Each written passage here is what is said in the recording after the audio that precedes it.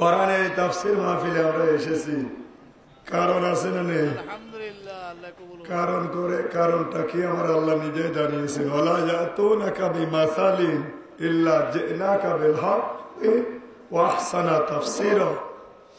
সূরা ফুরকান 19 নম্বর পারা 2 নম্বর পৃষ্ঠা 1 নম্বর লাইনের 4 নম্বর রুকু 33 নম্বর আয়াত। তাফসীর ফি জিলালিল কোরআন সাইয়্যিদ কুতুব রাহমাতুল্লাহ আলাইহি জেলখানায় বসে বসে তাফসীর লিখেছিলেন।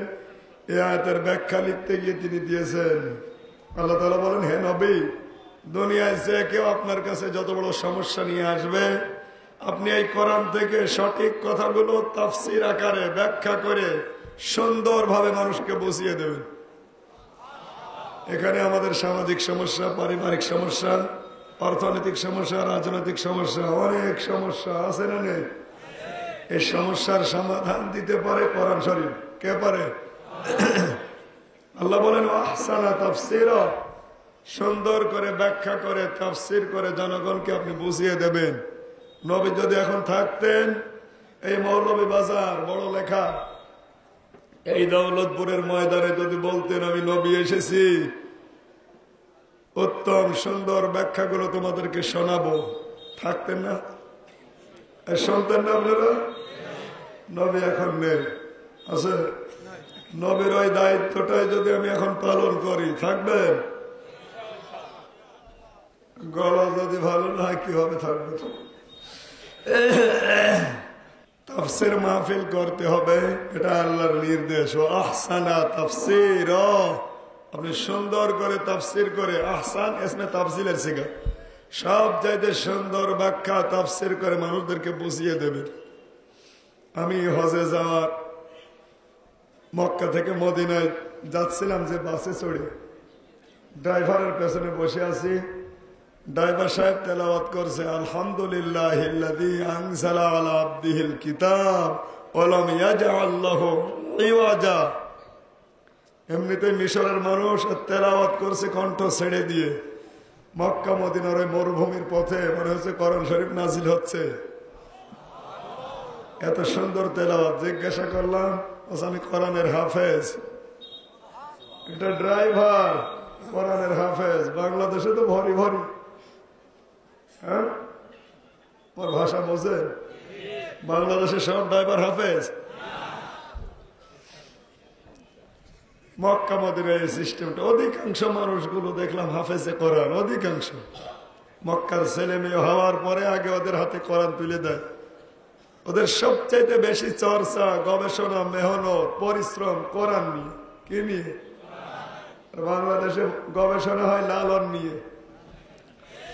লালনের জীবনী, রবীন্দ্রনাথ ঠাকুরের জীবনী, শরৎদিন সেন, গুপ্ত মরহুম, তারও জীবনী নিয়ে গবেষণা আজ 2 দিন হচ্ছে। এতদিন খোঁজ ছিল না।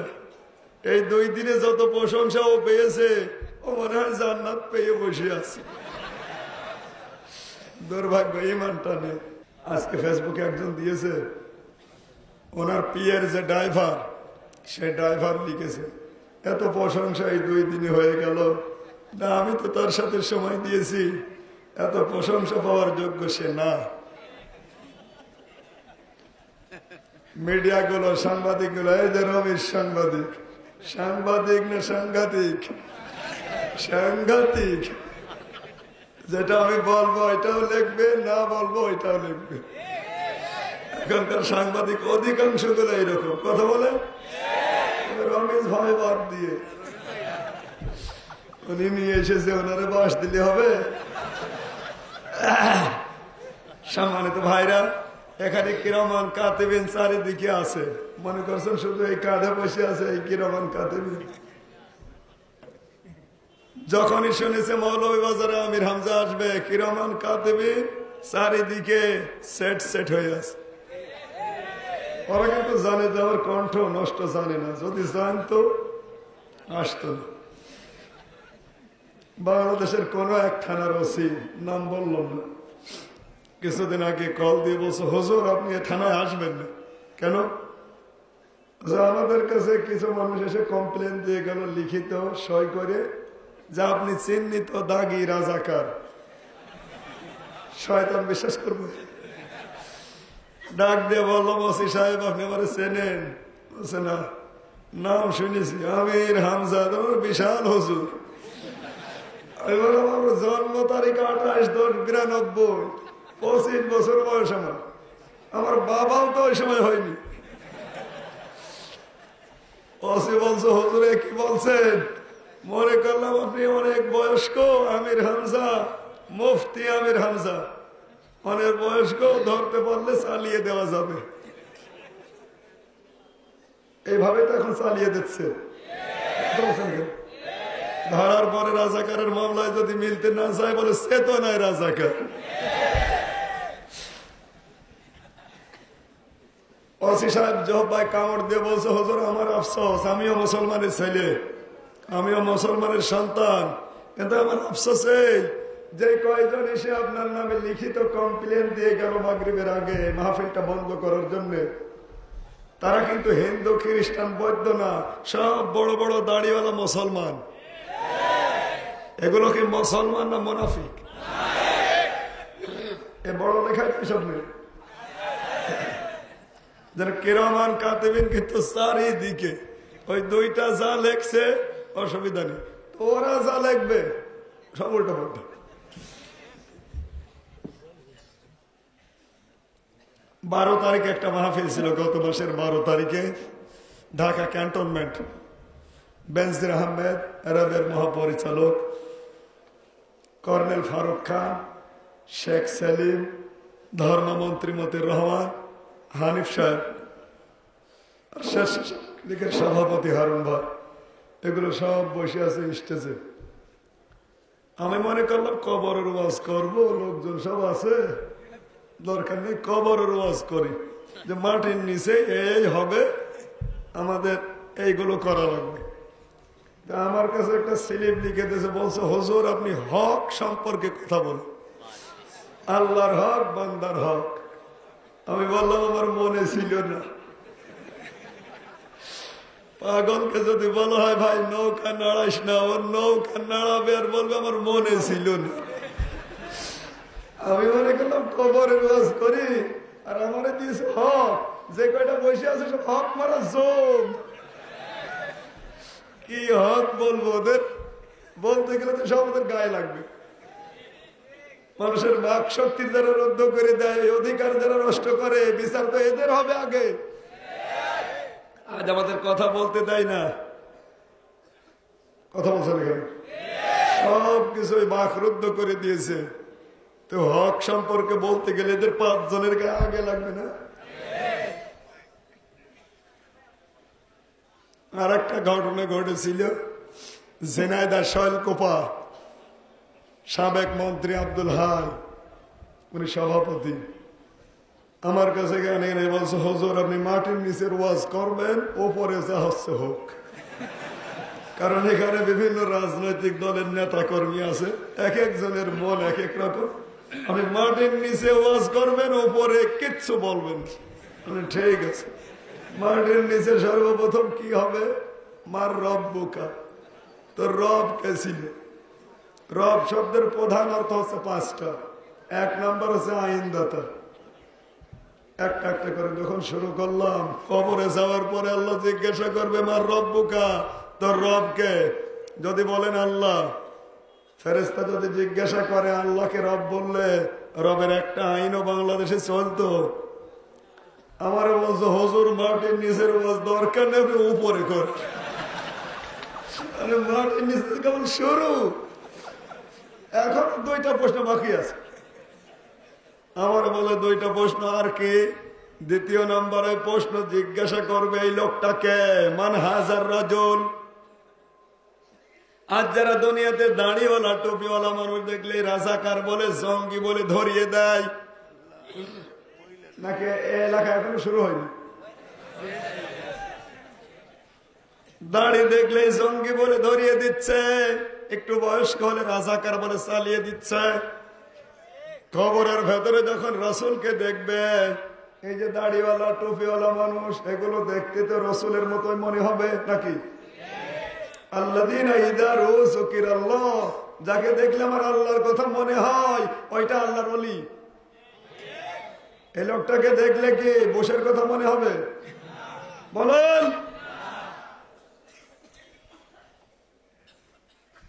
বললাম আজকের সম্মানিত সভাপতি 2 নম্বরের প্রশ্ন এই, রাসূলকে যখন দিকে জিজ্ঞাসা করবে মান হাজার রাজুল, এই লোকটাকে এ দুনিয়ায় যারা সারা জীবন দাড়িওয়ালা মানুষ দেখলে ঘৃণা করত, রাজাকার, জঙ্গি, আলবদর এগুলো বলে চালিয়ে দিত, কবরের ভেতরে নবীকে দেখে বলবে এ তো জঙ্গি। ফেরেশতা বলবে দাঁড়াও তোমাকে বানাচ্ছি। বলেন। আমি বললাম 3 নম্বর প্রশ্ন বলবো তাহলে মাহফিল বন্ধ হয়ে যাবে। 3 নম্বরটা আরো কঠিন। বলেন। তোমার দিন কি? এই দিন বলতে আমরা মনে করি কিয়ামতের দিন, এই দিন বলতে মনে করি ইসলাম, এই দিন মনে করি এই রাতের পরে যে দিন আসবে এই দিন না। বুখারী শরীফের ব্যাখ্যা দুনিয়ায় যারা লিখেছেন আজ পর্যন্ত, হাফেজ ইবনে হাসান আসকালানী রহমতুল্লাহ আলাইহি, তার মতো সুন্দর ব্যাখ্যা আজও দুনিয়ায় কেউ লিখতে পারেনি। কথা বলছেন কেউ? বুখারীর ব্যাখ্যা প্রায় এখন 26টার উপরে হয়ে গেছে। আমি বিশ্ববিদ্যালয়ে দেখেছি যতগুলো ব্যাখ্যা গ্রন্থ, ফাতহুল বারী এর উপরে কোন ব্যাখ্যা সুন্দর উত্তম ভাবে কেউ লিখতে পারেনি। এই ফাতহুল বারীর ভেতরে দিন শব্দের তিনি 12টা অর্থ লিখেছেন। কয়টা? এই চুপ করে। 12টা অর্থের 9 নম্বর অর্থে লেখা আছে আদ-দ্বীন আস-সিয়াসা, দিন হচ্ছে রাজনৈতিক নিয়ম নীতি। আপনি যে মাটির নিচে ওয়াজ করতে বললেন, 9 নম্বর অর্থ এইটা। রাজনৈতিক নিয়ম নীতি দুনিয়ায় যার ঠিক ছিল না, ওর দাড়ি, টুপি, জুব্বা, নামাজ, রোজা সব বিফল। ও আব্দুল্লাহ বিন উবাইয়ের ভাইরা ভাই মুনাফিক হয়ে মারা যাবে। কারণ আব্দুল্লাহ বিন উবাইয়ের পুরা জীবন আমি পড়েছি, একটা দোষ ছিল তার, ওর নামাজ ছিল রাসূলের পেছনে, ও কাবা শরীফ তাওয়াফ করেছে রাসূলের সাথে, হজরে আসওয়াদের সমা দিয়েছে, ইফতারি করেছে নবীর সাথে, রোজা রেখেছে, সব ওকে। শুধু একটা বিষয় ছিল না, রাজনৈতিক জীবনে ওর আদর্শ ছিল আবু জেহেল। একটা অপরাধের কারণে ওর জন্য 2টা আয়াত আল্লাহ নাযিল করেছে কোরআনে। সূরা তাওবা 10 নম্বর পারা 19 নম্বর পৃষ্ঠা 1ম নম্বর লাইনের 80 নম্বর আয়াত, 10 নম্বর পারা 19 নম্বর পৃষ্ঠা 7 নম্বর লাইনের 84 নম্বর আয়াত। 2টা আয়াতের বিপক্ষে আল্লাহ নাযিল করে জানিয়েছেন ফালা ইয়াগফিরাল্লাহু লাহু, হে নবী এর জন্য যদি আপনি মাফ জানেন না, মাফ সমান হবে, আমি আল্লাহকে মাফ করব না। সাবিঈনা মাররাতান পর্যন্ত বলার পরে জিবরাইল কিন্তু থেমেছিলেন। তাফসীরে মুনিরের বর্ণনা, জিবরাইল ফেরেশতা এসে এদিকে জানাজার নামাজের প্রস্তুতি চলছে, জিবরাইল এসে বলে হে নবী সাবিঈনা মাররাতান, এর জন্য 70 বার তওবা করলে আল্লাহ মাফ করবে না। এতটুকু বলে ফেরেশতা জিবরাইলের কথা বলে না। নবীজি চিন্তা করলেন যখন সাবিঈনা মাররাতান আছে, 70 বারে যদি কাজ না হয় আমি 71 বার দোয়া করব। সঙ্গে সঙ্গে জিবরাইল শেষটুকু আবার জানালেন ফালা ইয়াগফির, এটা মোজারে, বর্তমান ভবিষ্যৎ, প্রেজেন্ট ফিউচার। লান যদি মোজারের আগে আসে অর্থ হয় কখনোই হবে না। হ্যাঁ নবী আপনি কার জন্য আবার 71 বার দোয়া করার সিদ্ধান্ত নিচ্ছেন? 71 বার কেন? কিয়ামত পর্যন্ত এই লোকটা না, এইরকম চরিত্রের যারা আসবে, যেহেতু হুম আছে, কার দিলে এক কথা ছিল, দিয়েছে হুম, এটা জমির বহুবচন। এর চরিত্র যাদের দুনিয়ায় হবে, রাজনৈতিক দর্শন যাদের ঠিক নেই, ইসলামকে জীবন ব্যবস্থা যারা মানে নাই, ওই লোকটা মারা গেলে ওর জন্য নবী কেন দুনিয়ায় কেউ দোয়া করলে ওটা কবুল হবে না। যেহেতু ইসলামকে জীবন ব্যবস্থা না মেনে অন্য কিছু মেনেছে, এরকম মানুষ বাংলাদেশে আছে না নেই? এই যে শাহরিয়ার কবির, একে আল্লাহ মাফ করবে না, ও যদিও নামটা মুসলমানের, ওই ইসলামকে জীবন ব্যবস্থা হিসেবে মানে না। এখন হচ্ছে না কেন? শুধু এ না, এর মতো হাজারো মানুষ আজ বাংলাদেশে হাইব্রিড শয়তান তৈরি হচ্ছে। কি শয়তান? হাইব্রিড। কেউ চিনত না, হঠাৎ আঙ্গুল ফেলে গলা গেছে, এখন মুসলমানের মাথার উপরে ছড়ি ঘোরাচ্ছে। হাইব্রিড শয়তান সিলেটে আছে না নেই? এগুলোর কিন্তু একটা মেম্বার হওয়ার যোগ্যতা নেই। হাইব্রিড গুলো সব আল্লাহ দিয়েছে কুষ্টিয়া। কথা বলছেন এখানে? নাম আমি নাই ধরলাম। হাইব্রিড যত শয়তান অধিকাংশ সবগুলো আস্তানা কুষ্টিয়া। যেমন লালন শাহ, ও মরে গেছে, ওরে বললে কেউ কিছু বলবে না। জিন্দা গুলো বললে আমার খবর আছে, জিন্দা গুলো বাদ। এরকম হাইব্রিড শয়তান দেশে কম না বেশি? হাইব্রিড শয়তান গুলো বেশি বাড়তেছে। ইসলামকে ওরা জীবন ব্যবস্থা মানে না। এমনকি ওতে ওযু করো, নামাজ পড়ো, আতে আজান হলে জামাতে যাও। জামাত শব্দটা থাকার কারণে এই শাহরিয়ার কবির, এই নাস্তিক, এই মুরগি চোর ওর জ্বালাপালা বেঁধে গেছে। টক শোতে উঠলে ওর মুখে শুধু এই কথা, কেন ওতে ওর না দেওয়া লাগবে কেন? ওতে তুমি অজাগার দাও। ওরে শয়তান! সুতরাং আপনি যেখানে আমাকে সেট করবেন, যদি বলেন হুজুর পানি নিয়ে ওয়াজ করেন, পানি থেকেও রাজনীতি বের করব। যেখানে লাগাবেন ওখান থেকে ঘুরিয়ে নাকের কাছে আসবে। সম্মানিত ভাইরে, গলাটা আজকে ভালো থাকলে ফাটিয়ে ফেলতাম, কিন্তু হচ্ছে না। জোরে কথা বলতে গেলে বুকে ব্যথা করছে। কি দোয়া করলেন, কাজ হচ্ছে না। মৌলভীবাজারের লোকজনকে 2 নাম্বার হচ্ছে না কেন ভাই? 5 দিন পরে আজকে কথা বলছে। আমি ভাইকে অনেক বুঝিয়ে নিয়ে এসেছিলাম। ওনার কণ্ঠটা ভালো আছে, শিক্ষিত মানুষ, বিশ্ববিদ্যালয়ের শিক্ষক। উনি কথা বলবো, আমি একটু বসে থাকবো, 2-1 দিন একটু গলাটা রেস্ট পেলে আবার ভালো হবে। এর ওপর যদি আবার চাপ দেওয়া হয়, কালকে আর কথা বের হবে না। কি করি, যে আয়াত পড়েছি আয়াতের দিকে যাব না মোনাজাত করে দেব? ফিনিশিং কোরআন শরীফ কি এতটুকু ফিনিশিং করবো? কিয়ামত পর্যন্ত আলোচনা হলে আয়াত শেষ হবে না। যদিও আয়াত কাজ বাংলাদেশের জঙ্গি যারা, এসআই যারা, এসআই না আইএস, সে যাই হোক ভাই, এই সমস্ত মানুষগুলো আজ আয়াতকে বিকৃত ভাবে ব্যবহার করছে। এই আয়াত কিন্তু ওদের অর্থে ব্যবহার আল্লাহ করেন না। আল্লাহ তার নিজের পক্ষ থেকে যে কথাগুলো দিয়েছেন, আমরা রাসূলের উপর আগে দরুদ পড়ি, তারপরে শুরু করি। বিশ্ব নবীর উপরে দরুদ আর সালাম পড়ছি। যে নবী মদিনার সবুজ গম্বুজের নিচে ঘুমিয়ে আছে, লক্ষ লক্ষ মানুষ সালাম দিচ্ছে। নবীজি বলেন, আমি সালাম শুনি আর সালামের উত্তর দে। আমি গত বছর দিয়ে আসলাম, এই যে হাজী সাহেব পাশে, উনি গিয়েছে, আবার যাবে বছরে। কত মানুষ নবীকে সালাম দিয়ে আসতেছে। কিন্তু আশ্চর্যের বিষয় ওখানে একটা, মক্কা মদিনায় আমি অনেকগুলো প্রদেশে গিয়েছিলাম নিজে খরচ করে, দাম্মামে, আল কাসিমে, রিয়াদে, তায়েফে, জেদ্দায়, যতগুলো জায়গায় আমি মাহফিলের জন্য আমাকে নিয়ে গিয়েছিল, ওই সমস্ত জায়গায় যে দেখেছি ওখানে শিরিক আর বেদাত নেই। মক্কা মদিনায় শিরিক আর বেদাত নেই। কারণটা কি?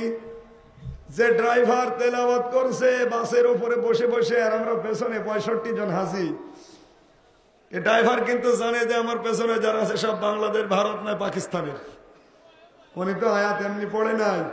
সব প্রশংসায় আল্লাহর জন্য, যিনি তার বান্দার প্রতি কিতাব দিয়েছেন। ওয়ালামি ইয়াজা আল্লাহ, যে কিতাবের ভেতরে কোনো মারেফতের কথা নেই। আজ বাংলাদেশে মারেফত নাকি মায়ের পথ? মানুষ মারার পথ বানিয়েছে। মারেফত বলতে কি বলে ওইটাই বোঝে না। মারফা শব্দ এসেছে ওরফুন থেকে, আরাফা ইয়ারিফু, পরিচিত হওয়ার নাম হচ্ছে মারেফা। কথা বলেন? আরাফাতের ময়দান, এখানে আদম হাওয়া পরিচিত হয়েছিলেন, এজন্য জায়গার নামই হয়ে গেছে আরাফাতের ময়দান। ফয়জুল সাহেব, উনি একজন মানুষ, ওনার কর্মজীবন কি, ওনার বাড়ি কোথায়, উনি থাকে কোন জায়গায়, ছেলে মেয়ে কয়টা, বাবা মার নাম কি, এই স্পষ্ট ধারণা নেওয়ার নাম হচ্ছে মারেফত। উনি কিন্তু শরীয়ত, উনি কি? আর ওনার সম্পর্কে ডিটেলস পরিচিত হওয়ার নাম, আরো জোরে, নামাজ হচ্ছে শরীয়ত। নামাজ সম্পর্কে বিস্তারিত জানার নাম যাকাত, শরীয়তের বিধান। যাকাত কিভাবে দিতে হবে, কত টাকা থাকলে, কত সম্পদ থাকলে কাকে দেওয়া লাগবে, বিস্তারিত বর্ণনা জানার নাম। পীর সাহেবরা যে মারেফত বোঝাচ্ছে মেলে, কি মারেফত না মারের পথ? ড্রাইভার এই জন্য তেলাওয়াত করেছে আয়াতটা। হ্যাঁ বাংলার হাজী সাহেবরা, দেশে তো ফিরে চলে যাবেন কয়েকদিন পরে, কি নিয়ে যাচ্ছেন? কোরআনের ভেতরে কোনো মারেফতের কথা নেই, কোনো গোপন কথা কোরআনে নেই, কোরআনে কোনো বক্ষতা নেই, বাঁকা কথা নেই। কোরআনে যা আছে সব ওপেন কথা। আরো জোরে। এই জন্য কোরআনের মাহফিলে যারা আসে ওরা আর গোপনে থাকে না, ওরা ওপেন হতে চায়। বাংলাদেশে আজ গোপন মানুষ বেশি না ওপেন মানুষ বেশি? খালি একটু হাওয়া পাল্টিয়েছে, অনেকে টুপি খুলে পকেটে দিয়েছে, বসে দরকার নেই, পরে তো অবাক করে মুসলমান হয়ে যাবে। হযরত ওমর এসেছিলেন কোরআনের কাছে, ডাক দিয়ে বলেন, হে নবী, ইত্তাখাযুল কুরআনা ফালা তাকুলুহুন নার ওমান তারাকাহু মিন জাব্বারিন কাসসামাহুল্লাহ। তিরমিজি শরীফের হাদিস 305 পৃষ্ঠায় আছে। ডাক দিয়ে বলেন, হে নবী, কোরআন শরীফ আমি যদি মেনে নেই তা কি হবে? আল্লাহর নবী বলেন, তুমি যদি সিদ্ধান্ত নাও কোরআন মানার, মহান আল্লাহ তোমাকে কোনদিন জাহান্নামের আগুনে দেবে না। ফালা, ফা শব্দ দিয়েছেন বক্তব্যের মাঝে। ফা শব্দটা 19টা অর্থে ব্যবহার হয় আরবি গ্রামার অনুযায়ী। বালাগাত মান থেকে আছে 19টা অর্থে ফা ব্যবহার হয়। তার 8 নম্বরের কায়দায় লেখা আছে, উপরে বর্ণিত যে কথাগুলো আল্লাহ দিলেন বা যে বক্তা দিচ্ছে ওটা যদি কেউ মেনে নেয়, পরবর্তী যে কথাটা বক্তব্য দেওয়া হচ্ছে এটা 100% তার উপরে কার্যকর হবে। ইত্তাখাযুল কোরআন, কোরআনকে যদি গ্রহণ করো, ধরো, আঁকড়িয়ে ধরো, মেনে নাও, আল্লাহর নবী বলছেন ফালা তাকুলুহুন নার, কোনদিন আল্লাহ তাকে জাহান্নামে দেবে না। জোরে বলেন আল্লাহু আকবার। হযরত ওমর বললেন, হে নবী, আমি আর গোপন থাকবো না, আপনি অনুমতি দেন, আমি ওপেন হব। তিনি কোরআন শরীফ শোনার পরে ওপেন হয়ে মিছিল দিলেন, লিল্লাহি তাকবীর। আজও যদি যারা কোরআন শোনে এরা যদি ওপেন হয়, বাংলাদেশের 64 জেলাতে 64টা ওমর বেল হলে কোন রাম বাম রাস্তায় আসবে না। আমরা বলছি না, আমরা গোপনে আছি। আর কতদিন গোপনে থাকবেন? কোরআনের ভেতরে কোনো বাঁকা কথা, বক্রতা, আজেবাজে কথা নেই। কোরআনে যা আছে সব ওপেন কথা, স্পষ্ট কথা। সেখান থেকে একটা মাত্র আয়াত পড়েছি, যে আয়াত নিয়ে অস্পষ্টতা বাংলাদেশে বেশি। নবীজির উপরে দরুদ পড়েছিলাম, তার কারণ আরেকটা বলছি, শিরক আর বেদাত নেই, যেটা নবীজির রওজায়ও। আল্লাহর নবীর রওজায় সালাম দিয়ে আমি শুধু হাত ফেলেছিলাম এইভাবে। পুলিশ এসে আমার হাতে বাড়ি দিয়ে বলছে, হাত নামান, কার কাছে কি চান আপনি? নবী আপনাকে কি দেবে? যদি আপনার কিছু দরকার হয় পেছনে ঘরেন, কাবার মালিক আল্লাহর কাছে বলেন, আল্লাহ আপনাকে দেবে। একটা পুলিশের কি ঈমান! আর বাংলাদেশে গরু ছাগল মরে যায়, কবর 3 তলা হয়। কয়েকদিন আগে একটা মাজার গজিয়েছে কুষ্টিয়া থেকে রাজবাড়ি যাওয়ার রাস্তায়, কয়েকদিন আগে ওটা তৈরি হয়েছে। ওই মাজারের নাম দিয়েছে পায়খানা শাহ রহমতুল্লাহ আলাইহ। শয়তান যদি ওখানে যায় চিন্তা করবে, আল্লাহ তুমি আমারে শয়তান বানিয়েছো, এ তো আমার যেতে বড় শয়তান। হয়তো কেউ পায়খানা করেছিল, একটু পরিমাণ বেশি হয়েছে, ওইটা চারিদিকে ঘিরে সাইনবোর্ড টাঙ্গিয়েছে, পায়খানা শাহ রহমতুল্লাহ।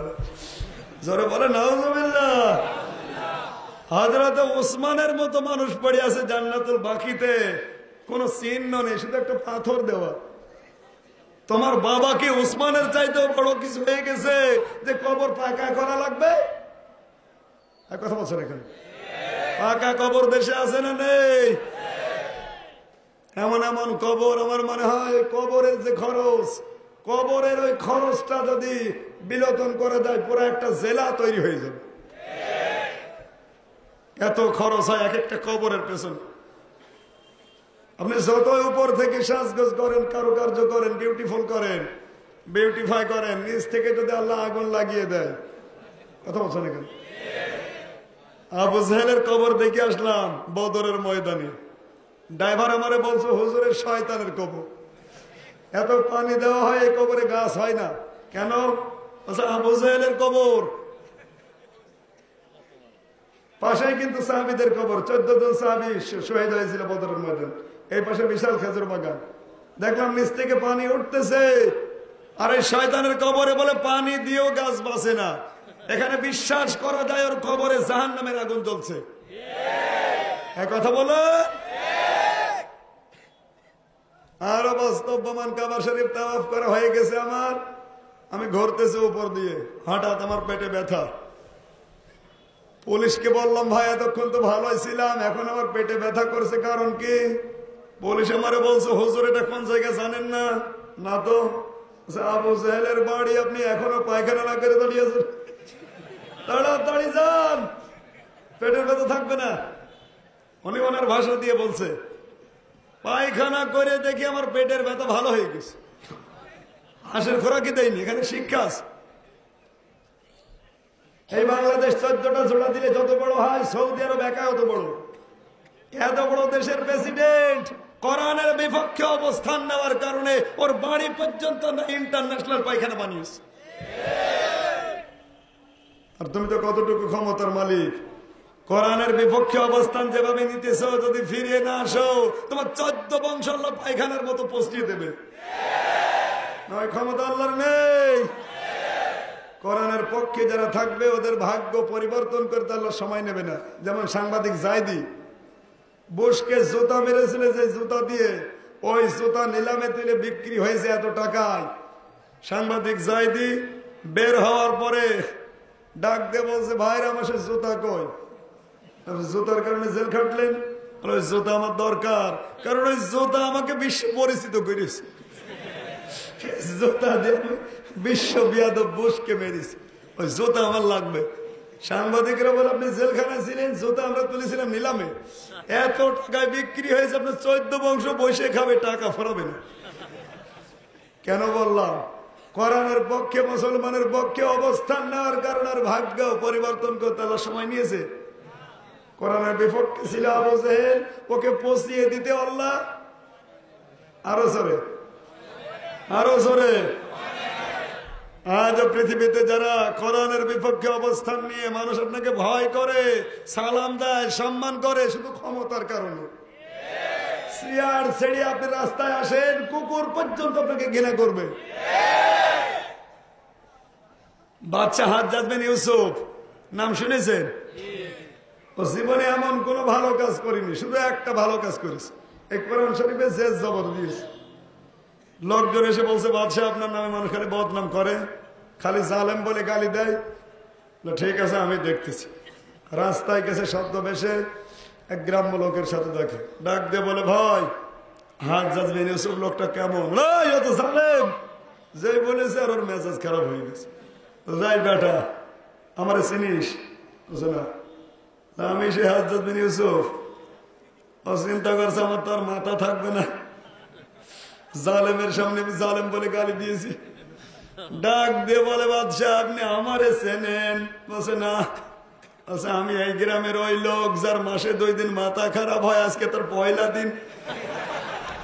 ও তুই পাগল, যা, তোরে ছেড়ে দিল। পাগল বলে বেশি গিয়েছে। আমরা আজ পাগল বলে বেঁচে যাচ্ছি। কথা বলে নিচে নামা লাগবে। মনে করছে মানুষের মধ্যে সালাম দেয়, সম্মান দেয়, বাবা দেয়, দেয় শুধু তোমার ক্ষমতার কারণে। চেয়ারটা ছেড়ে একটু দাঁড়াও দেখি।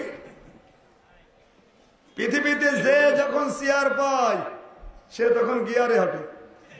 আমি এই যে চেয়ারে বসে আছি, কিন্তু গিয়ারে আছি। কত বছর কেন? ফয়জল সাহেব চেয়ারে ছিল, গিয়ারে ছিল না? মৌসুম নিয়ে আলাদা। এই যে যারা চেয়ারে বসে আছে ওদের কিন্তু ভাবই আলাদা। কিন্তু চেয়ারে বসার সঙ্গে সঙ্গে চেয়ার আমাকে বলেছে, আমির হামজা বসেছ খুব বেশিক্ষণ না, 1 ঘন্টা পরেই নামা লাগবে। কথা বলছে না কেন? পৃথিবীর প্রত্যেকটা চেয়ার এই কথা স্মরণ করায়। চেয়ার বলতে আমি যে এই চেয়ার আর ওই চেয়ার বলছি, ওই চেয়ার না। অনেকে মনে করছে ওই চেয়ার। আরে ভাই, ওই চেয়ার তো 41 সাল। কথা বলছে না কেন? ও চেয়ার কত সাল? কোন চেয়ারের কথা বললাম? এই চেয়ার, এই যে এই চেয়ার। এইসব চেয়ারে যারা বসেছে ওরা নামবে না? নামবে না? চেয়ারে বসলেই লাভ দেওয়া যাবে না, কথা বোঝেন আমার? আল্লাহ আমাদের বোঝার তৌফিক দিন। অনেকে তো বোঝার পরেও না বোঝার ভান করে আছে। সম্মানিত ভাইরা, শিরক আর বেদাত মুক্ত করেছিলেন রাসূল মক্কা মদিনাকে। সেখানে দিয়ে সালাম দিয়ে আসলাম, দেখে আসলাম শিরক আর বেদাত নেই। পুলিশের ভেতরে যদি ঈমান হয়, তাহলে কাবা শরীফের ইমামের ভেতরে কি ঈমান? একটা পুলিশ, তার ভেতরে যদি এরকম ঈমান তৈরি হয় যে নবীর কাছে আপনি কি চান, কি দেবে নবী আপনাকে? আপনার যদি কিছু দরকার হয় আরশের মালিক আল্লাহর কাছে বলেন।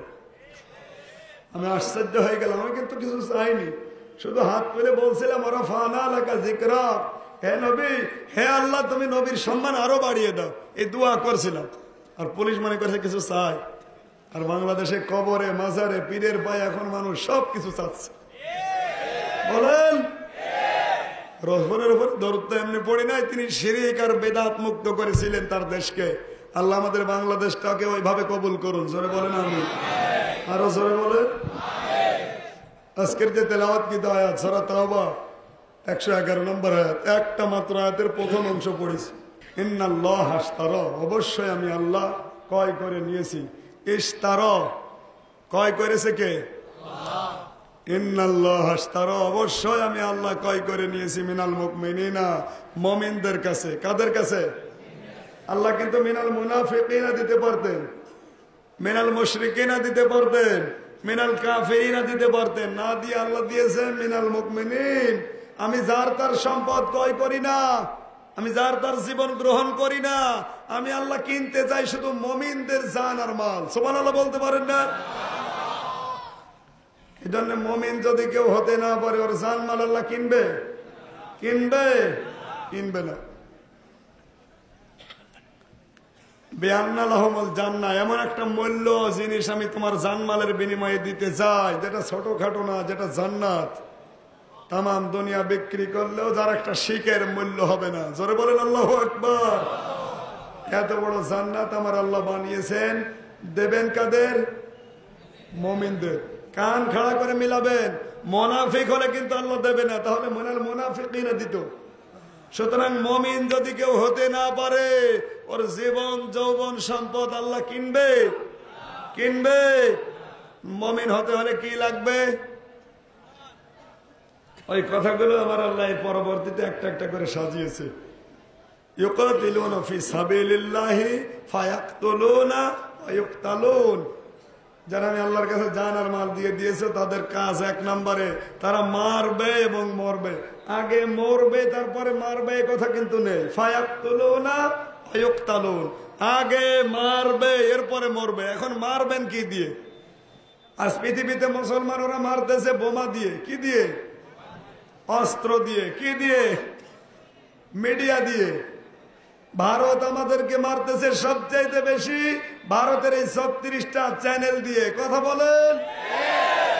স্টার জলসা, স্টার প্লাস, জি বাংলা, জি গোল্ড, জি প্লাস, এগুলো সারা দিন মেয়েরা বসে বসে সময় নষ্ট করে। কথা বলছে না কেন? এখন বিয়ে করার পরে বউ আর আমার নেই, বউ হয়েছে রাহুলের আর কুমারের, আর আমি জোগাইলে। কথা বলছে না কেন?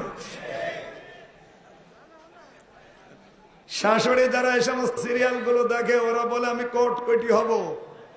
আর যুবতী মেয়ে যারা, ওরা বলে আমরা কিরণ মালা হব না বজ্রমালা। জোরে বলুন সুবহানাল্লাহ। সারাদিন বসে বসে দেখে আর নিজের চরিত্র মিলায়। স্বামীকে বলে আমার প্যান্ট লাগবে।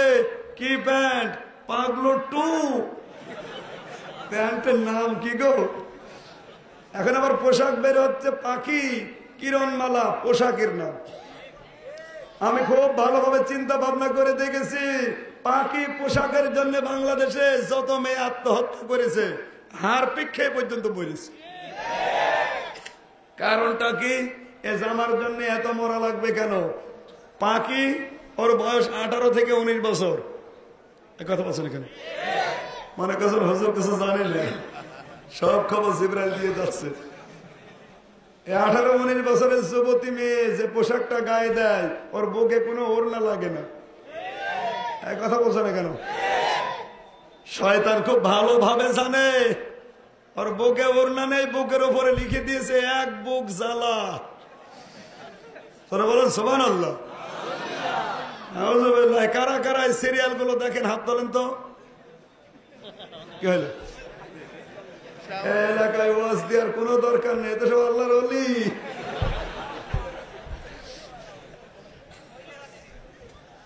সম্মানিত ভাইরা, মেয়েরা দেখে, আমিও জানি মেয়েরা এসেছে, মেয়েরা আসেন, ওদের কি বলবো। সম্মানিত ভাইরা, তওবা করবেন। বাংলাদেশের সংসারগুলো নষ্ট করার পেছনে সবচেয়ে বড় দায়ী হচ্ছে তুমি আসবে বলে এই নন্দিনী আর রাহুল আর ওর শাশুড়ি, এই মহিলাগুলো একেবারে পরিবারটা ঝলসিয়ে ফেলেছে, এমন ভাবে দখল করেছে। 43 বছর স্বাধীন হয়েছে বাংলাদেশ, এই 43 বছরও আমরা জনগণকে যেটা দিতে পারি নাই, ভারতে 3 বছরে তার থেকে বেশি দিয়েছে। সুতরাং ওরা যদি সংস্কৃতি দিয়ে মারে, আমাদেরকে ওই সংস্কৃতি হাতে নেওয়া লাগবে। ওরা যদি আমাদের ডাক্তার দিয়ে মারে, আমাদেরকেও ডাক্তার বানানো লাগবে। ছেলে মেয়ে, কথা বলেন, শুধু ছেলে মেয়ে হুজুর বানিয়ে রাখে। হুজুর কি হবে আপনার হুজুর দিয়ে? আপনার ছেলে যদি এমবিবিএস ডাক্তার হয়, বিশ্ববিদ্যালয়ের টিচার হয়, যদি ডিসি হয়, এসপি হয়, টিওনো হয়, যত ভালো ভালো কাজে আঞ্জাম দিতে পারবে, ও টুপি মাথায় দিয়ে হুজুর করবে?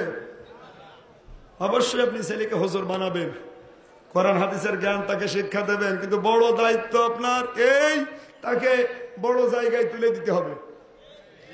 কথা বলছে না কেন? যে বাংলাদেশের চিকিৎসা বিভাগ দুর্নীতি মুক্ত না হওয়ার কারণ এটাই, কারণ আমাদের ছেলে মেয়ে ওখানে নেই, ওখানে আছে সব রাম আর বামদের ছেলে মেয়ে। বিশ্ববিদ্যালয় থেকে আজ মেয়েদের কান্নার আওয়াজ আসে, ভার্সিটির স্যারদের নাম শুনলে মানুষ আজ ঘৃণা করে। কারণ আছে না নেই? আমি বিশ্ববিদ্যালয় লাইফে 8 বছর কাটালাম, আমি যতটুকু জানি, স্যার আবার কিছু মনে করবেন না, আমি যতটুকু জানি শুধু স্যারদের হাতে নাম্বার আছে, এই কারণে ছেলে মেয়েরা কিছু বলে না। ভার্সিটির স্যাররা যা করে, সবাই না, 100 জনের 98 জন যা করে ছেলে মেয়েদের সাথে, যে আচরণ করে, সালাম দিলে উত্তর দিতে চায় না। আর বাকি তো আর বললাম না। আমার মনে হয় স্যারের হাতে যদি নাম্বার না থাকতো, কুকুরকে ঘৃণা করে, ছেলে মেয়েরা ওইভাবে ঘৃণা করত। কারণ স্যার তো আমরা বানাতে পারি না, স্যার হয়েছে সব রাম বাম আর নাস্তিক। কথা বলছে না কেন? ঢাকা বিশ্ববিদ্যালয়ের মতো জায়গায় ডক্টর আহমদ শরীফ, আল্লাহ বলতে কেউ নেই, এই থিওরিতে তার বিশ্বাস। আজ ভার্সিটির স্যারগুলো যদি আমরা উপহার দিতে পারতাম, বড় বড় গুলো, এই সমস্ত স্যারগুলো যদি বানাতে পারতাম, বিশ্বাস করে শিক্ষা ব্যবস্থা দুর্নীতি মুক্ত করা এক আর দু। কারণ অধিকাংশ গুলো যদি নাস্তিক হয়, তো ভালো জিনিস আসবে কি করে? আজ ক্লাস 1 থেকে মাস্টার্স পর্যন্ত সিলেবাসের ভেতরে কোরআনের একটা আয়াত নেই, একটা হাদিস নেই, নবীজির জীবনী নেই, সাহাবীদের কোন উসওয়াতুন হাসানা, লাকাদ কানা ফি কাসাসিহিম ইবরাতুল লিউলিল আবসার, এগুলো নেই। আপনার ছেলে মেয়ে মাস্টার্স পাস করে কি শিখবে? ও মাস্টার্স পাস করে আসবে, আপনার ছেলে মদ খেয়ে মদের বোতল আপনার কপালে ভাঙবে। আপনার মেয়ে মাস্টার্স করে এসে যারো সন্তান পেটে নিয়ে ঘুরবে, কিছু বলতেও পারবেন না, বললে আপনার খবর আছে। ওই সন্তান জন্ম হওয়ার পরে উপাধি পাবে বীরাঙ্গনা। এক কথা বলছেন এখানে। এই জন্য শিক্ষা ব্যবস্থা খুব ভালোভাবে হাত দেওয়া দরকার, যেভাবে দিয়েছে আরো বেশি করে হাত দেওয়া দরকার। যেভাবে এর ভেতরে কোরআন, হাদিস, নবীজির জীবনী, বিজ্ঞান সবকিছু ভরপুর থাকে, এখান থেকে বের হবে আল্লাহর ওলি হযরত ওমর, হযরত আবু বকর, হযরত উসমান। হযরত ওমর ছিলেন প্রধান বিচারপতি। আমাদের কপাল খারাপ, বাংলাদেশে একজন হিন্দু প্রধান বিচারপতি। বলেন, এই জন্য ওরা যে সমস্ত জিনিসগুলো আজ দিয়ে আমাদের মারতে চায়, আমাদেরকে এই সমস্ত জিনিস হাতে নিয়ে মিডিয়া, পত্রিকা, সাংবাদিক, ডিসি, এসপি, টিওনো, ডাক্তার, এরকম জিনিসগুলো হাতে নেওয়া লাগবে। আমাদের ছেলে মেয়েদেরকে সমস্ত জায়গায় পাঠাতে হবে। এখানে পাঠিয়ে ওদেরকে দুর্বল করা রাখবে ডাক্তার দিয়ে, ইঞ্জিনিয়ার দিয়ে, পাইলট দিয়ে, ভার্সিটির স্যার দিয়ে। কথা বলেন, এর নাম ফায়াক্তুলুনা ইকতালুন। ফায়াক্তুলুনা ইকতালুন মানে বোমাবাজি করা না, কাউকে ধরে নিয়ে গুলি করে মেরে ফেলা না। ওরা যেটা দিয়ে মারে ওদেরকে ঠিক ওইটা উল্টিয়ে ইসলামের পক্ষে কাজে লাগিয়ে মারা লাগবে। দলিল সূরা আনফাল 10 নম্বর পারা 3 নম্বর পৃষ্ঠা 13 নম্বর লাইনে 8 নম্বর রুকুর 60 নম্বর আয়াতের প্রথম অংশ, আমার গলায় আর পারছে না, মাফ চাই, দোয়া চাই, আল্লাহুম্মা আমিন। রব্বুল আলামিন, বড় আশা নিয়ে এসেছিলাম কোরআনে কারীম প্রচার করব, কণ্ঠের কারণে পারলাম না, তুমি আমাকে মাফ করে দাও। এই মাহফিলটা তুমি কবুল করো আল্লাহ। সারা জীবনের জন্য এই মাহফিলটা এই ময়দানে কোরআনের প্রচারের জন্য টিকিয়ে রাখো। যে মানুষগুলো এসেছিল আশা নিয়ে, ভরসা নিয়ে, আমার কণ্ঠের কারণে আমি কিছুই বলতে পারলাম না আল্লাহ। যতটুকু বলেছি আয়াতের উপরে আমল করার তৌফিক দাও। আজকের মাহফিলে যার মাধ্যমে এসেছে বড় ভাই সাংবাদিক কাজী রমিজউদ্দিন, তোমার এই যুবক বান্দাকে তুমি কবুল করো আল্লাহ তাআলা। ভালোবাসায় বুকে আগলিয়ে নিয়েছে যে মানুষগুলো, বড় ভাই আলহাজ মসিরউদ্দিন, জামিল ভাই সহ নাম না জানা যত যুবকেরা এসে বুকে আগলিয়ে নিয়েছে কোরআনের মহব্বতে, তুমি এদেরকে ওমরের মতো মঞ্জুর করে নাও। এলাকার তোমার রহমত নাজিল করো, তোমার বরকত দাও। আমার কণ্ঠটা তোমার কাছে ভিক্ষা চাই, তুমি ভিক্ষা দাও, তুমি ভিক্ষা দাও, তুমি ভিক্ষা দাও। আল্লাহ সাথ দিয়ে কথা বললাম না, আমাকে মাফ করো। সবাইকে তুমি মনের আশা বাসনা কবুল করো। আলহামদুলিল্লাহ রাব্বিল আলামিন। হক লা ইলাহা ইল্লাল্লাহু মুহাম্মাদুর রাসূলুল্লাহ।